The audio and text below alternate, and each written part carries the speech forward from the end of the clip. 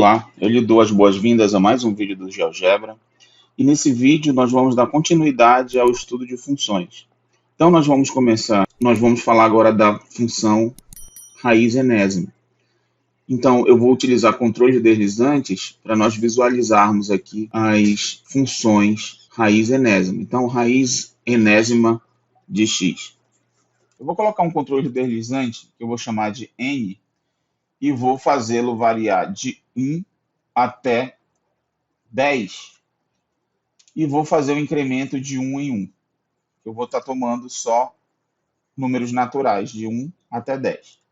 Tá aí o meu n. Esse meu n aqui, ele vai estar representando o índice da raiz da função. Então eu quero fazer a raiz enésima. Eu posso vir aqui na ajuda e ver como é que é a raiz enésima, né? Nós temos que a raiz quadrada é SQRT. E a raiz enésima, como é? Então, é essa função aqui. Raiz enésima. Ela está na ordem alfabética.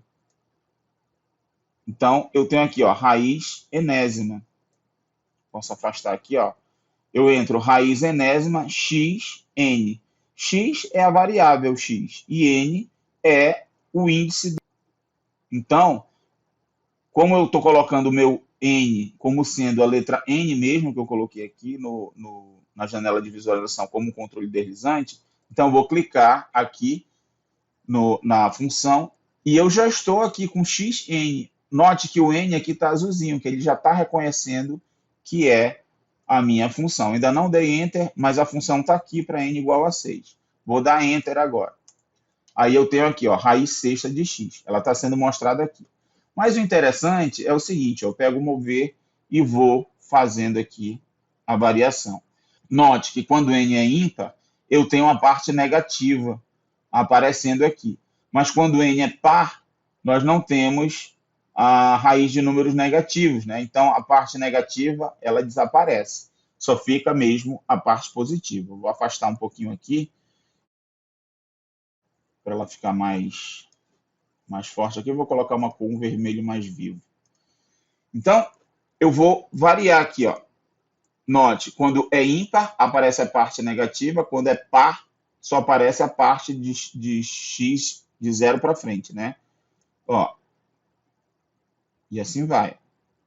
Note também que quando é 1, né, nós estamos considerando a raiz 1, que é f de x igual a x. Aqui, ó, raiz 1 de x. É a raiz 1 de x, é o próprio x, é a função, aqui é a função identidade. Note que, como eu tinha mudado aqui, né, o modo de exibir aqui, não está aparecendo que é a identidade. Aqui eu tenho 5 para 1, então eu vou colocar 1 para 1 essa posição aqui. Então eu tenho que vir aqui, mover tela, e vou aqui em eixos e vou colocar 1 para 1, para a gente ter a ideia aqui que é a função identidade, certo? Beleza. Agora, continuo movendo aqui e eu vou até 10, por exemplo. Olha o que vai acontecendo com a minha função, né? Ó. Fui até 10. Eu posso também dar um zoom aqui para ver como é o comportamento da função. Próximo à origem, olha o que acontece. Quando é ímpar, né, ela fica tipo um S, né? Ó. E assim vai. Então, é bem interessante para você fazer atividade com seus alunos e verificar todas essas propriedades das funções. Vamos agora fazer uma outra construção. Para isso, eu vou selecionar tudo e apagar, deletar. Vou colocar a visualização padrão, para ficar aqui naquele formato padrão. E vou pegar alguns pontos e vou colocar alguns pontos aqui, aleatoriamente. O que eu quero fazer é utilizar uma ferramenta que, dado alguns pontos, eu faça uma regressão. O que é uma regressão? Você vai encontrar um polinômio que se aproxima desses pontos. Então, para a gente ter a ideia dessa regressão, novamente eu vou criar um controle deslizante, que vai ser o próprio n. Ele vai variar também de 1, colocar 10 aqui, e o incremento de 1 em 1. E aí, esse controle deslizante é que vai fazer com que eu varie o grau desse polinômio. Então, eu venho aqui na caixa de entrada e digito regressão. Note que aparecem várias opções de regressão. Então, eu tenho regressão, regressão de crescimento, regressão exponencial, e assim vai. Eu quero a regressão polinomial. Então, eu tenho aqui, ó, regressão polinomial, lista de pontos e grau do polinômio. Então, lista de pontos, eu vou precisar da lista de pontos. Eu posso digitar aqui, separados por vírgula, de A até G, mas eu posso também criar uma lista. Então, eu vou logo criar a lista aqui, depois eu faço isso aqui novamente. Ó. Então, eu vou chamar essa lista de L. L vai ser igual. Como é que a gente cria uma lista, né? A lista ela é colocada entre chaves. E aí, eu coloco os pontos aqui. A, B, C, D, E, F, G. Esses são os pontos. E dou Enter. Aqui eu criei a lista de pontos. Agora eu vou utilizar a regressão. Então, eu vou fazer aqui, ó, regressão de novo, e vou lá na regressão polinomial. Lista de pontos e grau do polinômio. Bom, a lista de pontos vai ser o L que eu criei. E o grau do polinômio, né, que o polinômio que vai se aproximar desses pontos, vai ser N, que é o valor que eu coloquei aqui no controle deslizante. E dou Enter. Ó, como n é igual a 1, é um polinômio de grau 1, ou seja, é uma reta. Então, ele faz uma reta que mais se aproxima desses pontos. Note que aqui ó, eu tenho a função.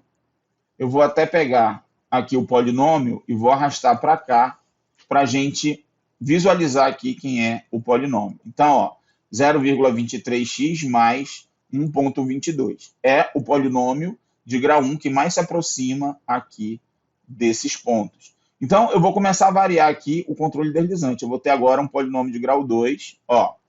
Então, está se aproximando mais ainda dos pontos. Né? O ponto D aqui está bem próximo. Antes só o ponto G que estava próximo. Né? E aí, você vê que as distâncias vão diminuindo. Ó. Né? Agora o ponto A está bem próximo, o ponto G também. E assim eu vou aumentando. Então, vamos para o 5, 6... Então, note que no polinômio de grau 6, nós temos aqui que ele passou exatamente em todos os pontos, né? Então, nós temos garantido o seguinte, que quando eu tenho uma quantidade n de pontos, o polinômio de grau n-1, ele passa por todos os pontos. Então, eu tenho aqui 1, 2, 3, 4, 5, 6, 7. Então, como eu tenho 7 pontos, o polinômio de grau 6, ele vai conseguir passar por todos os pontos. Então, você consegue um polinômio de grau 6, com essa regressão, que passa por todos os pontos. Agora, observe o seguinte, se eu aumentar para 7, ele não vai encontrar o polinômio, porque o polinômio que passa exatamente por 7 pontos é um polinômio de grau 6. E aí, se eu fizer grau 7, vou mudar para 7. O que vai acontecer? A função fica uma interrogação aqui, ele não consegue encontrar o polinômio. Por quê? Porque o polinômio é de grau 6, então não vai ter nenhum de grau 7, de grau 8, qualquer grau maior que 6 não vai ter. Mas se eu fizer o seguinte, eu colocar mais 2 pontos aqui, então vamos colocar mais 2 pontos. E agora eu tenho 9 pontos, né? E aí, o que eu vou fazer? Eu vou ter que criar uma nova lista, L2, igual. E vou colocar os pontos aqui. A, B, C, D, E, F, G, H, I. São esses pontos aqui. Eu tenho a nova lista L2. E agora o que eu vou fazer? Regressão. E regressão polinomial, lista de pontos e grau. Então, vou colocar lista de pontos. Agora é L2. E grau, N. Dou OK.